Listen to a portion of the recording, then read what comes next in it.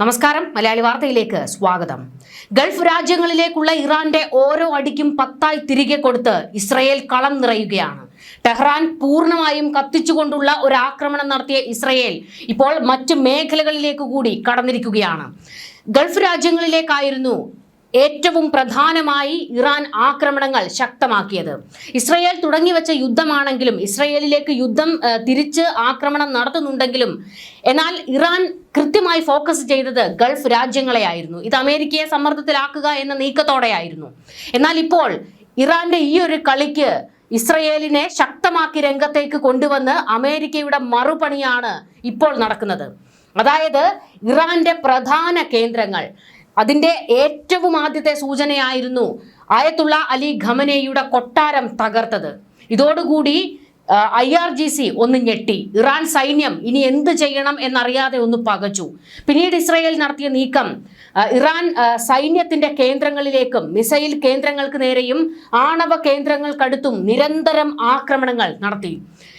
എന്നാൽ ഇതുകൊണ്ടൊന്നും ഇറാൻ അടങ്ങിയില്ല. വീണ്ടും ഗൾഫ് രാജ്യങ്ങളിലേക്ക്, കുവൈറ്റിലേക്കും ബഹ്റൈനിലേക്കും ഒക്കെ നിരന്തരം ആക്രമണങ്ങൾ ശക്തമാക്കിക്കൊണ്ടിരിക്കുകയാണ്. ഇതിനെല്ലാം 10 ഇപ്പോൾ ഇസ്രയേൽ തിരിച്ചു കൊടുത്തുകൊണ്ടിരിക്കുന്നത്. ഇതിന്റെ പിന്നിൽ അമേരിക്കയുടെ ബുദ്ധി തന്നെയാണ്. US സഹായത്തോടെ ഇസ്രയേൽ നടത്തുന്ന ആക്രമണത്തിനെതിരെ കടുത്ത മുന്നറിയിപ്പുമായിട്ട് ഇറാൻ ഇപ്പോൾ രംഗത്തേക്ക് വന്നിട്ടുണ്ട്. അതായത് പരമോന്നത നേതാവിന്റെ കൊട്ടാരം തവിടുപൊടി ആയതിനു ശേഷമാണ് ഇറാൻ ഇപ്പോൾ ശക്തമായി പ്രതികരിച്ചുകൊണ്ട് രംഗത്തേക്ക് വന്നിരിക്കുന്നത്. എന്നാൽ ദൗർഭാഗ്യകരം എന്ന് പറയട്ടെ, ഇസ്രയേൽ നടത്തിയ ആക്രമണത്തിൽ ഇറാന്റെ ഒരു സൈനിക കേന്ദ്രം ലക്ഷ്യമാക്കി നടത്തിയ ആക്രമണം അത് പരാജയമായി. ആ മിസൈലുകൾ പതിച്ചത് കുട്ടികളുടെ സ്കൂളിന് നേർക്കാണ്. 51 കുട്ടികളാണ് ഇവിടെ മരിച്ചിരിക്കുന്നത്. ഇത് ഇസ്രയേലിന് വലിയ തിരിച്ചടി ഉണ്ടാക്കിയിരിക്കുകയാണ്. ഇപ്പോൾ ഈ വിഷയത്തിൽ പ്രതികരിച്ചാണ് ഇറാൻ രംഗത്തേക്ക് വന്നിരിക്കുന്നത്. കുഞ്ഞുങ്ങളെ കൊന്നതിന് മറുപടി നൽകുമെന്നാണ് ഇറാന്റെ മുന്നറിയിപ്പ്. ഇതുവരെ പ്രയോഗിച്ചത് പഴയ ആയുധ ശേഖരമാണെന്നും വരാൻ പോകുന്നത് ഇതുവരെ കാണാത്ത ആയുധങ്ങളാണെന്നും ഇറാൻ മുന്നറിയിപ്പ് നൽകുന്നു. മുഴുവൻ സമയ യുദ്ധത്തിന് സാധ്യത ഇസ്രയേൽ ഇറാൻ യുദ്ധം മുറുകുന്നതോടുകൂടി ഇപ്പോൾ വ്യക്തമാകുകയാണ്. ആയത്തുള്ള അലി ഖമനേയുടെ കൊട്ടാരം ആക്രമണത്തിൽ പൂർണ്ണമായും തകർന്നു എന്നുള്ളതിന്റെ ദൃശ്യങ്ങൾ ഇപ്പോൾ പുറത്തേക്ക് വന്നിട്ടുണ്ട്. മിനാബിൽ നടത്തിയ ആക്രമണമാണ് സ്കൂളിന് നേരെ മിസൈൽ പതിച്ച സംഭവം. ഇവിടെ 57 കുട്ടികൾ മരിച്ചു എന്നുള്ള വിവരം പുറത്തു വരുന്നുണ്ട്. മരണസംഖ്യ ഉയരാൻ സാധ്യതയുണ്ട്. പരമാധികാരം സംരക്ഷിക്കാൻ ഏതറ്റം വരെയും പോകുമെന്നും ഇറാൻ സൈന്യം ഇപ്പോൾ മുന്നറിയിപ്പ് കൊടുത്തു. ഇരുപക്ഷവും യുദ്ധം പ്രഖ്യാപിച്ച സാഹചര്യത്തിൽ ഗൾഫ് മേഖലയിലെ വ്യോമ ഗതാഗതം പൂർണ്ണമായും തടസ്സപ്പെട്ടിരിക്കുന്നത് വല്ലാത്ത പ്രതിസന്ധിയാണ് സൃഷ്ടിച്ചിരിക്കുന്നത്. ഇസ്രയേലിനും അമേരിക്കയ്ക്കും തിരിച്ചടി കൊടുക്കുന്നതിനു വേണ്ടി ഗൾഫ് കേന്ദ്രീകരിച്ച് ആക്രമണം നടത്തുന്ന ഇറാന് പല ലക്ഷ്യങ്ങളാണുള്ളത്. അതിൽ ഏറ്റവും പ്രധാനപ്പെട്ടത് ഈ യുദ്ധത്തിൽ നിന്ന് ഇസ്രയേൽ പിന്മാറുന്നതിന് വേണ്ടിയും അമേരിക്ക പൂർണ്ണമായും യുദ്ധത്തിലേക്ക് ഇറങ്ങാതിരിക്കുന്നതിനും വേണ്ടി ഗൾഫ് രാജ്യങ്ങളിൽ ആക്രമണം നടത്തുമ്പോൾ അമേരിക്കയ്ക്ക് സമ്മർദ്ദം കൊടുക്കുക എന്നുള്ളതാണ് ഇതിൽ ഏറ്റവും പ്രധാനപ്പെട്ടത്. മറ്റൊരു കാര്യം അമേരിക്കയുടെയും ഇസ്രയേലിന്റെയും സാമ്പത്തിക കേന്ദ്രങ്ങൾക്ക് നേരെയുള്ള ആക്രമണമാണ്. നമുക്കറിയാം, ഗൾഫ് രാജ്യങ്ങളിൽ പലയിടത്തായി അമേരിക്കയുടെയും ഇസ്രയേലിന്റെയും സാമ്പത്തിക കേന്ദ്രങ്ങളുണ്ട്. ഇവിടമെല്ലാം മുച്ചൂടും തകർക്കാൻ തന്നെയാണ് ഇറങ്ങിയിരിക്കുന്നതെന്ന് ഇറാൻ വാദിക്കുന്നു. ഇതിനോടകം തന്നെ IRGC നടത്തിയ ആക്രമണങ്ങൾ ശ്രദ്ധിച്ചാൽ മനസ്സിലാകും.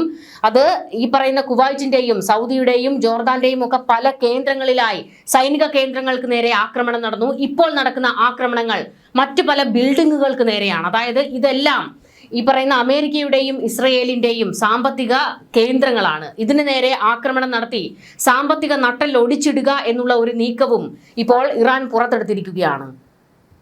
സൗദിയിലൊക്കെ വലിയ സമ്പത്താണ് അമേരിക്കയ്ക്കുള്ളത്. ഇസ്രയേലിനും അങ്ങനെ തന്നെയാണ്. അതുകൊണ്ട് തന്നെയാണ് ഇവിടം കേന്ദ്രീകരിച്ച് അതിശക്തമായ മാരകമായ ആക്രമണങ്ങൾ ഇപ്പോൾ ഇറാൻ നടത്തിക്കൊണ്ടിരിക്കുന്നത്. ഗൾഫ് മേഖല പൂർണ്ണമായും അശാന്തമായിക്കൊണ്ടിരിക്കുകയാണ്. ഇവിടെ ജനജീവിതം താറുമാറാകുന്ന ഒരു സ്ഥിതി ഉണ്ടായിരിക്കുകയാണ്. അതുകൊണ്ട് തന്നെ ജനങ്ങൾ പൂർണ്ണമായും സഹകരിക്കണമെന്നും ആരും തന്നെ പുറത്തേക്ക് ഇറങ്ങരുതെന്നും ബങ്കറുകളിൽ അഭയം പ്രാപിക്കണമെന്നും ഗൾഫ് രാജ്യങ്ങൾ അവിടുത്തെ ജനങ്ങൾക്ക് മുന്നറിയിപ്പ് കൊടുത്തിരിക്കുകയാണ്. വല്ലാത്ത ഒരു പ്രതിസന്ധിയിലേക്ക് കാര്യങ്ങൾ നീങ്ങിയിരിക്കുകയാണ്. ഇറാൻ ഗൾഫ് മേഖലയിലേക്കുള്ള ആക്രമണം അവസാനിപ്പിക്കാൻ തയ്യാറാകുന്നതുമില്ല. ഇതോടുകൂടി അമേരിക്കയ്ക്ക് വ്യക്തമാകുകയാണ് തങ്ങളെ സമ്മർദ്ദത്തിലാക്കാൻ, പ്രതിസന്ധിയിലാക്കാൻ വേണ്ടിയാണ് ഇറാൻ ഈ ഒരു കളി പുറത്തെടുത്തിരിക്കുന്നത് എന്ന്. അതുകൊണ്ട് തന്നെയാണ് ഇസ്രയേലിന് കൃത്യമായ ഒരു ബ്ലൂ പ്രിന്റ് അമേരിക്ക കൈമാറിയിരിക്കുകയാണ്. ഇറാന്റെ ഏതൊക്കെ കേന്ദ്രങ്ങൾ ആക്രമിക്കണം എന്നുള്ള ഒരു ലിസ്റ്റ് തന്നെയാണ് ഇസ്രയേലിന് ഇപ്പോൾ കൊടുത്തിരിക്കുന്നത്. ഇതിൻ പ്രകാരമാണ് IDF ഇറാന്റെ പല കേന്ദ്രങ്ങൾ ആക്രമിച്ചിരിക്കുന്നത്.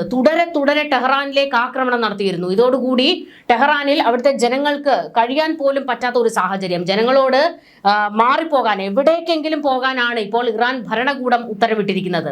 എന്നാൽ ഞങ്ങൾ എവിടേക്ക് പോകും എന്നുള്ള ചോദ്യം ഈ സാധാരണക്കാരായ മനുഷ്യർ ഉയർത്തുകയാണ്.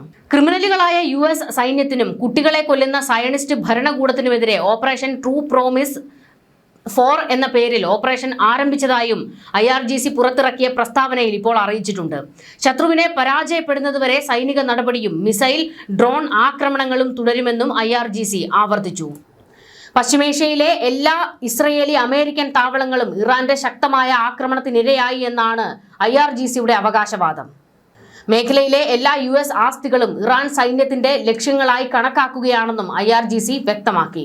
യുദ്ധം കൈവിട്ട നിലയിലേക്ക് പോയിരിക്കുകയാണ്. ആരൊക്കെ യുദ്ധം അവസാനിപ്പിക്കാൻ മുൻകൈയെടുക്കാൻ മുന്നോട്ട് വന്നാലും അവർക്ക് പോലും ഈ യുദ്ധം അവസാനിപ്പിക്കാൻ കഴിയാത്തൊരു സ്ഥിതിയാണുള്ളത്. അതായത് ഒരു മധ്യസ്ഥ ചർച്ചയ്ക്കും രാജ്യങ്ങൾ മുന്നോട്ട് വരുന്നില്ല. കാരണം കൊലവെറിയിൽ നിൽക്കുകയാണ് അമേരിക്കയും ഇസ്രയേലും ഇറാനും. അതുകൊണ്ട് തന്നെ മധ്യസ്ഥ ചർച്ചകൾ കൊണ്ടും ഇത് അവസാനിക്കാൻ സാധ്യതയില്ല എന്നുള്ള ഭയത്തിലാണ് ലോകരാജ്യങ്ങളുള്ളത്. ഇപ്പോൾ അമേരിക്കയെ വിമർശിച്ചുകൊണ്ട്, വെല്ലുവിളിച്ചുകൊണ്ട് റഷ്യ രംഗത്തേക്ക് വന്നിരിക്കുകയാണ്.